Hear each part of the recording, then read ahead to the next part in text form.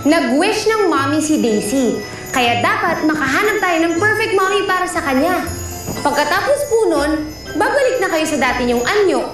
Magiging daddy na kayo ulit. Magiging lalaki na kayo ulit. Espesyal na babae.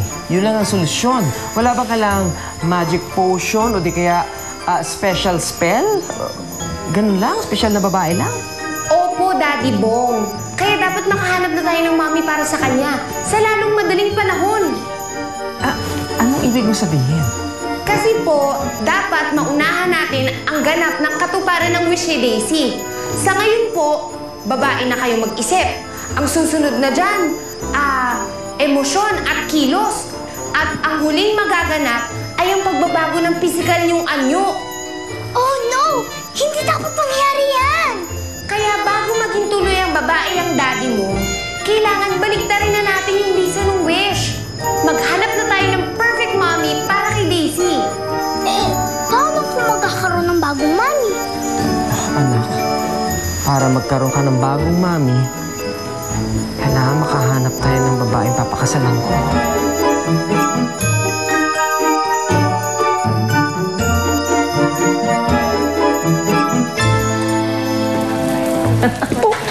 Oo, sobrang laki. Pero gaganon ka lang para... Sige na, pasok ko doon. Mama! Surprise! Ano ba naman, Marco? Baba mo nga yan. Ngayon din, itago mo yan. Congratulations! Ano ba naman? Gusto mo bang mahalata ng mga tao na natutuwa tayong wala na si Bong? Ha? Ano, ayaw bang i-celebrate natin, ha? Yung pagnanakaw ng pwesto ni Bong, ayaw mo ba i-celebrate natin, ha? Gusto mo bang malaman ng tao na meron tayong hidden agenda sa mga pangyayari, ha? Di ko naisip yun, ha? Oo nga naman. Kaya nga, kakapiranggot na nga lang yung utak mo. Hindi mo pa alam gamitin. Kailangan mag-ingat tayo para hindi mabuko na tayo ang may pakana ng paglabas ng video ni Bong at yung pagpamental sa kanya. Alam ko naman yun, Mama eh. Nagka-memory gap lang. Alam mo, kung hindi ka mag-ingat, ikaw ang sunod na ipamental ko eh. Sige na, tago mo na yan. O, Daddy Bong, bakit natahimik ka? Hindi ka ba natutuwa na alam na natin ang solusyon sa problema? Winnie, masaya naman ako actually. Kaya lang, parang ang hirap naman ng pinagagawa mo sa akin. Kailangan ba talagang babae ang hanapin? Hindi ba pwedeng iba naman? Wala ba iba solusyon?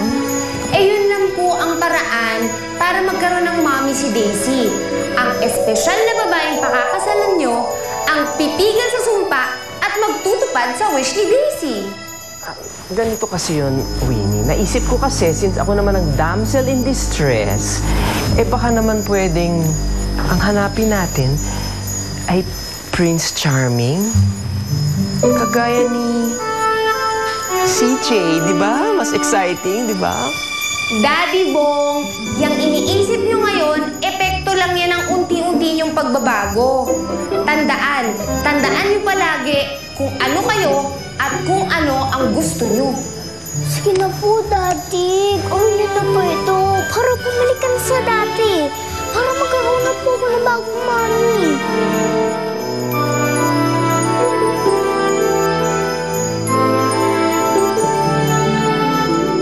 We have a very beautiful day ahead of us. Of course.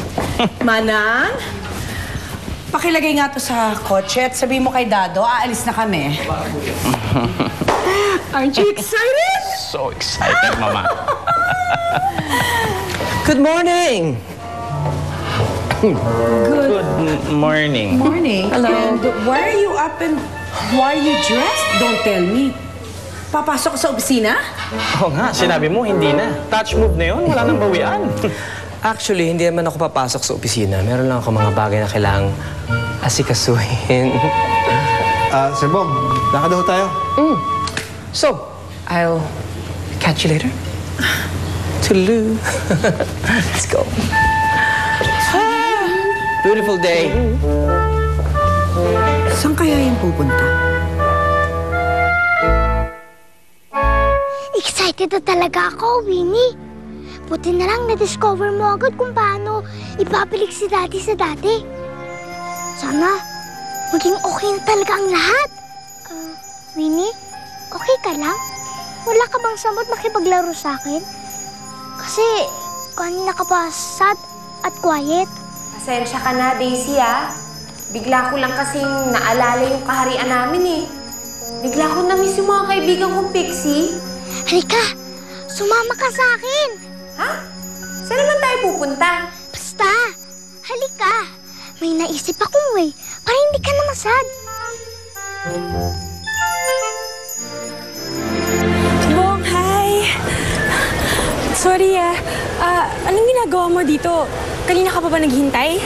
Obvious ba? Girl, ang tagal mo. Natapos ko na lahat ng Cosmo, ng Vogue, ng Elle. Tagal mo lumabas, girl. Eh, hindi ko naman kasi alam na pupunta ka dito eh. Di ba you've been stalking me endlessly? So naisip ko, well, baka naman talaga may gusto ka sa akin. So, para hindi ka na mahirapan, pagbigyan na kita. Ibig sabihin ba nito? Nakikipagbalikan ka na sa akin? Kaya na ba? Ay, Drivam, noon. Buti pa, sumama ka na sa akin. Let's go. Saan tayo pupunta? Eh, di magde-date. Date? Talaga?